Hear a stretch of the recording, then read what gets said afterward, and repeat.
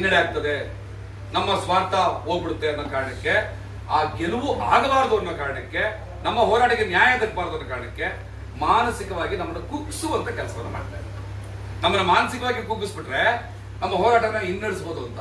ಆದ್ರೆ ಮಾನಸಿಕವಾಗಿ ಕುಗ್ಗೋದಕ್ಕೆ ನಾವು ಅರಬರಕ್ಲೆ ತಿಳುವಳಿಕೆಯಿಂದ ಬಂದಂತವರಲ್ಲ. ಈ ಮನಸ್ಸನ್ನ ಬಹಳ ಗಟ್ಟಿಯಾಗಿ ಇಟ್ಕೊಂಡಿರುವಂಥದ್ದು, ಸದೃಢವಾಗಿ ಇಟ್ಕೊಂಡಿರುವಂಥದ್ದು, ನಾವೇನ್ ಕೆಲಸ ಮಾಡಿಕೊಂಡಿದ್ದೀವಿ ಅನ್ನೋದ್ರ ಬಗ್ಗೆ ಬಹಳ ಸ್ಪಷ್ಟತೆಯನ್ನು ಇಟ್ಕೊಂಡಿರುವಂಥದ್ದು, ಧೈರ್ಯವನ್ನ ಇಟ್ಕೊಂಡಿರುವಂಥದ್ದು. ಇಲ್ಲಿ ಯಾವುದೇ ಆಪಾದನೆಗಳು ಬಂದ್ರು, ಏನೇ ತೊಂದರೆಗಳಾದ್ರು ಅವ್ರ ಮೇಲೆ ಹಲ್ಲೆ ಮಾಡೋಣ, ಅವ್ರ ಬಸ್ಸಿಗೆ ಕಲ್ತೂರೋಣ, ಅವ್ರು ಬಂದಾಗ ಅವ್ರ ಮೇಲೆ ಅಟ್ಯಾಕ್ ಮಾಡೋಣ, ಹೊಡಿಯೋಣ, ಬಡಿಯೋಣ, ಈ ಮಾತುಗಳೆಲ್ಲ ದಯವಿಟ್ಟು ಕಟ್ಟಿಟ್ಟು ಬಿಡಿ. ಇದು ಈ ನಮ್ಮ ವೀರ ಸೇನಾನಿಗಳನ್ನ ಕಟ್ಕೊಂಡು ಹೋಗ್ತಾ ನಮ್ಮ ತಂಡಕ್ಕೆ ಅನ್ವಯಿಸಿರೋ ಮಾತು.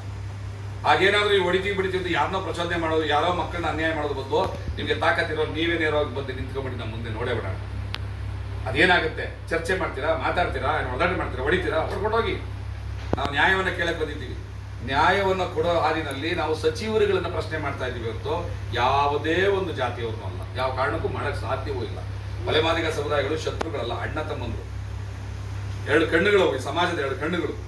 ಅವಳ ಮಧ್ಯೆ ನೀವು ಭೇದವನ್ನ ಸೃಷ್ಟಿ ಮಾಡ್ತಾ ಇದ್ರಿ. ಆದ್ರೆ ಇಲ್ಲಿ ಅಂಕಿಅಂಶಗಳ ವಿಚಾರ ಬಂದಾಗ ನಮಗೇನು ಅನ್ಯಾಯ ಆಗಿದೆ, ನಿಮ್ಗೇನು ದಕ್ಕಿದೆ ಅನ್ನೋ ಸತ್ಯವನ್ನು ಹೇಳ್ತೀವಿ. ಅದು ಒಪ್ಪುವಂತಹ ವಿಶಾಲ ಮನಸ್ಥಿತಿ ಇರಬೇಕು. ಇದಲ್ಲದೆ ಸುಮ್ಮನೆ ನಿಮ್ಮ ಭಾಷೆ ಸರಿ ಇಲ್ಲ, ನಿಮ್ಮ ಹೋರಾಟ ಸರಿ ಇಲ್ಲ, ನಿಮ್ಮ ದಿಕ್ಕು ಸರಿ ಇಲ್ಲ ಅಂತ ಹೇಳ್ಕೊಂಡು ಏನೂ ಪ್ರಯೋಜನ ಇಲ್ಲ.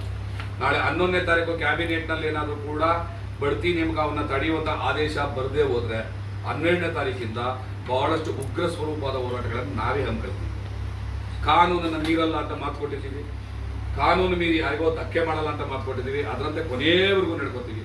ಆಮೇಲೆ ಜೈ ಮಾದಿಗ ಅಂತ ಕೂಗ್ತಾ ಇದ್ದೀರಾ ಅನ್ನೋ ಒಂದು ಆಪಾದನೆ, ಅದನ್ನು ಕ್ಲಿಯರ್ ಮಾಡಲೇಬೇಕು. ಈಗ ಸೆನ್ಸಸ್ನವರು ಮನೆಗೆ ಬಂದಾಗ ಸರ್ಕಾರ ಹೇಳ್ತಾ ಇದೆ ನೀವೇನಂತ ಬರ್ಸಿ ಅಂತ, ನೀವು ಜಾತಿ ಬರ್ಸಿ ಅಂತ. ನೀವು ಹೊಲೆಯರಾಗಿದ್ರೆ ಹೊಲೆಯರು, ಮಾದಿಗರಾಗಿದ್ರೆ ಮಾದಿಗರು, ಗೋವಿ, ಲಂಬಾಣಿ, ಕೊರ್ಮ, ಕೊರ್ಚ ಆಗಿದ್ರೆ ನಿಮ್ಮ ಜಾತಿಯನ್ನ ಬರೀರಿ ಅಂತ. ಆದ್ರೆ ಮಾದಿಗ ಸಮುದಾಯದ ಪರಿಸ್ಥಿತಿ ಹೆಂಗಿದೆ ಅಂತಂದ್ರೆ, ನಾನು ಮಾದಿಗ ಅಂತ ಹೇಳ್ಕೊಳ್ಳೋದಕ್ಕೆ ಹಿಂಜರಿಯುವಂತಹ ಪರಿಸ್ಥಿತಿ ಈ ಸಮಾಜದಲ್ಲಿ ನಿರ್ಮಾಣ ಆಗಿದೆ. ಬೆಂಗಳೂರಲ್ಲೇ ಸುಮಾರು 9 ಲಕ್ಷ ಜನ ಮಾದಿಗರು ತಮ್ಮ ಜಾತಿಯನ್ನ ಬರೆಸೋದಕ್ಕೆ ಹಿಂಜರಿಕೆ ಮಾಡಿ ನಮ್ಮ ಅಂಕಿ ಸಂಖ್ಯೆಯಲ್ಲಿ ಬಹಳ ವ್ಯತ್ಯಾಸ ಆಗಿದೆ. ಯಾಕೆ ಅದು ಅಂತಂದ್ರೆ, ಹೊಲೆಯರಿಗಾದ್ರೆ ಬಹಳ ಅಭಿಮಾನದಿಂದ ಹೊಲೆಯ ಅಂತ ಬಳಸ್ತಾರೆ. ಕೆಲವರಿಗೆ ಹೊಲೆಯ ಪದದ ಬಗ್ಗೆ ಆಕ್ಷೇಪಣೆ ಇದೆ, ಅವರು ಛಲವಾದಿ ಅಂತ ಬಳಸ್ತಾರೆ. ಎಷ್ಟು ಬ್ಯೂಟಿಫುಲ್ ವರ್ಡ್ ಅದು. ಆ ಛಲ ಅನ್ನೋದು ಒಂದು ತಾಕತ್ತಿನ ಸಂಕೇತ ಆಗಿದೆ. ಆದ್ರೆ ವಲಯ ಅನ್ನೋದು ಕೂಡ ಅವಮಾನ ಅಲ್ಲ ನನ್ನ ಪ್ರಕಾರ. ವಲಯ ಅಂದ್ರೆ ಹೊಲದ ಒಡೆಯ ಅಂತ, ಈ ನೆಲದ ಒಡೆಯ ಅವನು ಅಂತ, ಈ ನೆಲ ನಂದು ಅನ್ನುವಂತ ಹಕ್ಕನ್ನ ಸ್ಥಾಪಿಸುವಂತ ವಲಯ. ಅದನ್ನೇನು ಅವಮಾನವಾಗಿ ಭಾವಿಸ್ಬೇಕಾಗಿಲ್ಲ. ಆದ್ರೂ ಅವಮಾನ ಅಂತ ಭಾವಿಸ್ತಾರೆ ಅಂತಂದ್ರೆ ಛಲವಾದಿ ಅನ್ನುವಂಥ ಒಂದು ಬ್ಯೂಟಿಫುಲ್ ವರ್ಡ್ ಅನ್ನು ಉಪಯೋಗಿಸ್ತಾರೆ ಅವರು. ಸಂತೋಷ, ಉಪಯೋಗಿಸಿ. ಆದ್ರೆ ಮಾದಿಗ ಸಮುದಾಯದವರು ಏನಾಗಿದೆ, ಅವರ ಸಾಮಾಜಿಕ ಪರಿಸ್ಥಿತಿಯಿಂದ, ಅವರ ಆರ್ಥಿಕವಾದ ಸ್ಥಿತಿಗತಿಗಳಿಂದ, ಸಮಾಜ ಮಾದಿಗರನ್ನು ನೋಡ್ತಾ ಇರುವಂತಹ ಒಂದು ದೃಷ್ಟಿಕೋನದಿಂದ ತುಂಬಾ ಹಿಂಜರಿಕೆ ಮಾಡ್ತಾ ಇದ್ದಾರೆ. ಆದ್ರೆ ಇಲ್ಲಿ ಮಾದಿಗ ಅಂತ ಬರ್ಸ್ಲೇಬೇಕಾಗಿದೆ, ಅನಿವಾರ್ಯತೆ ಆಗಿದೆ. ಮಾದಿಗ ಅಂತ ಬರ್ಸ್ದೇ ಹೋದ್ರೆ ಪರ್ಸೆಂಟೇಜ್ ಎಷ್ಟಿದೆ ಗೊತ್ತಾಗಲ್ಲ. ಹಾಗಾಗಿ ನಾವೇನ್ ಮಾಡ್ತಾ ಇದ್ದೀವಿ, ಆ ಮಾದಿಗ ಅನ್ನುವಂಥದ್ದು ಅವಮಾನಕರವಾದಂತ ಪದ ಅಲ್ಲ, ಅದು ಬಹಳ ಸ್ವಾಭಿಮಾನದ ಪದ. ನೀವು ಅದನ್ನು ಉಪಯೋಗಿಸಿ ತಾಯಿ ಮಾತಂಗಿ ಮಾದಿಗ ಸಮುದಾಯದಳು, ತಾಯಿ ಅರುಂಧತಿ ಮಾದಿಗ ಸಮುದಾಯದಳು, ಅರಳಯ್ಯ ಮಾದಿಗರು, ಮಾದಾರ ಚೆನ್ನಯ್ಯ ಮಾದಿಗ ಸಮುದಾಯದವರು, ಕುರಂಗರಾಯ ರಾಜ್ಯವನ್ನು ಆಳದಂತ ಕಟ್ಟಂತ ಕುರಂಗರಾಯ ಮಾದಿಗ ಸಮುದಾಯದವರು, ಇಂತಿಂತ ಹಿನ್ನೆಲೆಗಳಿರುವಂತಹ ಈ ಮಾದಿಗ ಸಮುದಾಯದ ಅಸ್ತಿತ್ವವನ್ನ ಅವಮಾನಕರವಾಗಿ ನೋಡಬೇಡಿ. ಜೈ ಮಾದಿಗ ಅಂತ ಹೇಳೋದ್ರ ಮೂಲಕ ನಿಮ್ಮ ಒಳಗಡೆ ಇರುವಂತಹ ಕೀಳರಿಮೆನ ಆಚೆಗೆ ಹಾಕಿ. ಯಾರೋ ಒಬ್ಬ ಅಫಿಷಿಯಲ್, ತುಂಬಾ ದೊಡ್ಡ ಪೋಸ್ಟ್ ಅಲ್ಲಿ ಇರುವಂತವ್ರು, ಒಬ್ಬ ವಿದ್ಯಾರ್ಥಿಗಳು, ಸ್ಕೂಲ್ಗೆ ಹೋಗೋ ಮಕ್ಕಳು, ಸ್ಕೂಲಲ್ಲೋ ಕಾಲೇಜಲ್ಲೋ ಆಫೀಸಲ್ಲೋ ನಿಮ್ಮ ಜಾತಿ ಯಾವ್ದು ಅಂತ ಕೇಳುವಾಗ ಮಾದಿಗ ಅಂತ ಹೇಳ್ಕೊಳ್ಳೋದಕ್ಕೆ ಹಿಂಜರಿಕೆ ಮಾಡ್ತಾ ಇದ್ದಾರೆ. ಆದ್ರೆ ಇವಾಗ ನಾವು ಸಣ್ಣ ಮಕ್ಕಳಲ್ಲೂ ಕೂಡ ಜೈ ಮಾದಿಗ ಅಂತ ಹೇಳಿಸೋದ್ರ ಮೂಲಕ ಆ ವಿದ್ಯಾವಂತ ವರ್ಗಕ್ಕೂ ಕೂಡ ಅರ್ಥ ಮಾಡ್ತಾ ಇದ್ದೀವಿ, ಮಾದಿಗ ಅಂತ ಹೇಳೋದು ಅವಮಾನ ಅಲ್ಲ, ನೇರವಾಗಿ ಹೇಳಿ ಬರ್ಸಿ. ನೀವು ನಮ್ಮ ಪಾಪ್ಯುಲೇಷನ್ ಎಷ್ಟು ಅಂತ ಗೊತ್ತಾಗ್ಲಿ ಅಂತ. ಈಗ ನೀವು ಜೈ ಮಾದಿಗ ಅನ್ನೋದೇ ಅವಮಾನ ಅಂತಂದ್ಬಿಟ್ರೆ ಮತ್ತೆ ಮಾದಿಗನಾಗಿ ಹುಟ್ಟಿ ನಾನು ಮಾಧ್ವ ಅಂತ ಹೇಳ್ಕೊಳಕ್ ಆಗ್ತದ? ಮಾದಿಗ ಅಂತ ಹೇಳ್ಕೋಬೇಕು. ಸೊ ಇವಾಗ ನೀವು ಛಲವಾದಿ, ಮಹಾಸಭಾ ಯಾವತ್ತಾದ್ರೂ ನಾವು ಅವಮಾನವಾಗಿ ನೋಡಿದೀವ? ಗೌರವಿಸ್ತೀವಿ ಅದನ್ನ. ಒಂದು ಜಾತಿಯ ಹೆಸರಲ್ಲಿ ಆ ಜಾತಿಯನ್ನ ಮುಂದೆ ತರೋದಕ್ಕೆ ಎಷ್ಟು ಅದ್ಭುತವಾದ ಕೆಲಸಗಳನ್ನ ಮಾಡ್ತಾ ಇದ್ದೀರಿ ಅಂತ. ಮತ್ತೆ ಪಾಂಪ್ಲೆಟ್ ಕಂಡು ಆಗ್ತಾ ಇದ್ದೀರಿ, ಛಲವಾದಿ ಎಂದು ಬರೆಸಿ, ವಲಯ ಎಂದು ಬರೆಸಿ. ನೀವು ಛಲವಾದಿ ಎಂದು ಬರೆಸಿ, ವಲಯ ಎಂದು ಬರೆಸಿ ಅಂತ ಬರೆಯುವಾಗ ನೋಡಿ, ಇದನ್ನ ಫಾಲೋ ಮಾಡಬೇಕು ನಾವು ಅಂತ ಎಲ್ರಿಗೂ ಹೇಳ್ತಾ ಇದ್ದೀವಿ. ವಲಯ ಮತ್ತು ಛಲವಾದಿ ಬರೆಸಿ ಸರ್ ಇಡಿ ಸರ್ ಯಾರನ್ನಾಗಿರ್ಲಿ, ಯಾಕೆ ಛಲವಾದಿ ಅಥವಾ ವಲಯ ಎಂದು ಅಂತ ಬರೆಸಿ ಅಂತ ನೀವು ಪಾಂಪ್ಲೆಟ್ ಕೊಡುವಾಗ ನಾವು ಅದನ್ನ ಹೇಳ್ತಾ ಇದ್ದೀವಿ, ಅವರ ನಿರ್ವೇದಿದೆಯಲ್ಲ ಅದನ್ನು ನಾವು ಕೂಡ ಫಾಲೋ ಮಾಡಿ ಅಂತ.